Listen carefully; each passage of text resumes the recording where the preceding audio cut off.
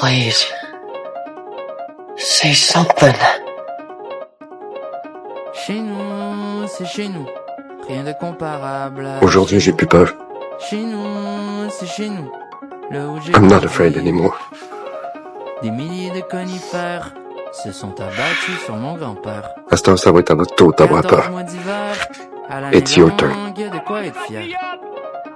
Saint quelque chose, saint, puis pour La tout, peur, saint parking c'est de probablement sport l'une des expert. émotions les plus universelles.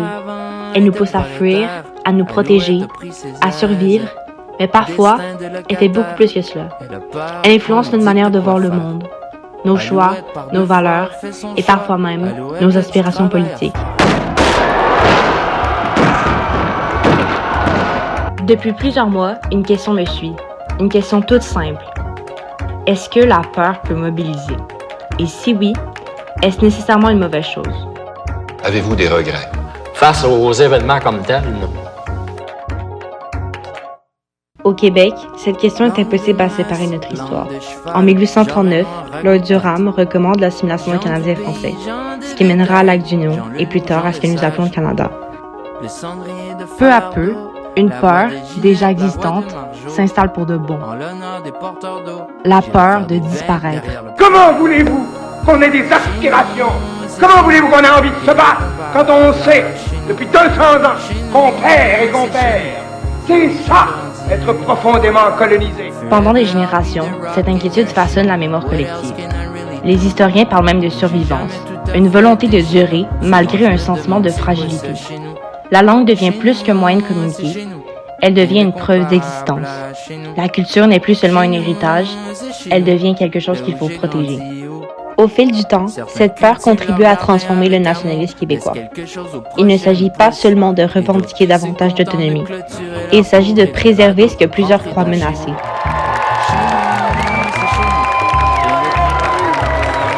Pourtant, une nation n'existe pas uniquement parce qu'elle possède un territoire. Le politologue Benedict Anderson parle d'une communauté imaginée. Une communauté où la plupart des citoyens ne se rencontreront jamais, mais qui se sentent pourtant appartenir au même peuple. Ce sentiment d'appartenance n'est pas par hasard. Il se construit grâce à une langue commune, une histoire commune, des symboles, des chansons, des commémorations, et parfois, grâce au sentiment qu'il existe quelque chose à perdre. Cette idée est beaucoup plus ancienne que le Québec. Au XVIIe siècle, le philosophe Thomas Hobbes écrivait déjà que la peur est à l'origine de toute société politique. Selon lui, c'est la peur qui pousse les êtres humains à s'unir sous une même autorité. Sans cette peur, il n'y aurait peut-être jamais eu d'État. Plus récemment, Hans Jonas propose une autre manière de comprendre la peur. Pour lui, certaines peurs sont nécessaires. Elles nous obligent à réfléchir avant qu'il ne soit trop tard. Elles deviennent une force de responsabilité envers l'avenir. Si l'on craint la disparition d'une langue, est-ce une peur irrationnelle ou une responsabilité envers les générations futures? Mais une autre philosophe, Martha Nussbaum, nous met en garde. Parce que la peur peut aussi devenir un outil politique. Une émotion capable de justifier l'exclusion ou de transformer un désaccord en menace. Le fait de devenir minoritaire chez soi, le fait de devenir étranger en son propre pays. Avez-vous peur de disparaître? C'est vrai qu'on a été battu, au fond par quoi? Par l'argent et des votes ethniques. S'il n'y a plus personne au Québec qui parle français à la maison, ben ça veut dire que le français, éventuellement, va disparaître. Toute peur soulève une autre question. Protège-t-elle réellement ou finit-elle parfois par enfermer? Cette simple phrase qui s'applique à tous les peuples devant le changement. La seule chose que nous avons à craindre, c'est la peur elle-même. Et quand on nous dit, oui, vous avez peur des immigrants, puis on vous le répète tout le temps, puis c'est eux les problèmes, ou c'est eux la cause de tous vos problèmes, ben on finit par le croire.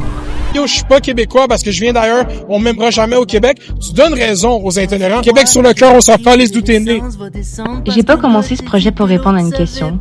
Je l'ai commencé parce qu'une autre personne me l'a posé. Est-ce que la peur peut être la source d'un projet politique? Aujourd'hui, je suis toujours pas certaine de la réponse. Parce que l'histoire nous montre que certaines peurs étaient bien réelles. La philosophie nous rappelle qu'elles peuvent parfois être nécessaires. Et la science politique il nous apprend qu'elles sont aussi parmi les émotions les plus puissantes pour mobiliser une population. Peut-être que le problème n'est pas la peur elle-même. Peut-être que la véritable question est celle-ci. Que choisissons-nous de construire au nom de la peur?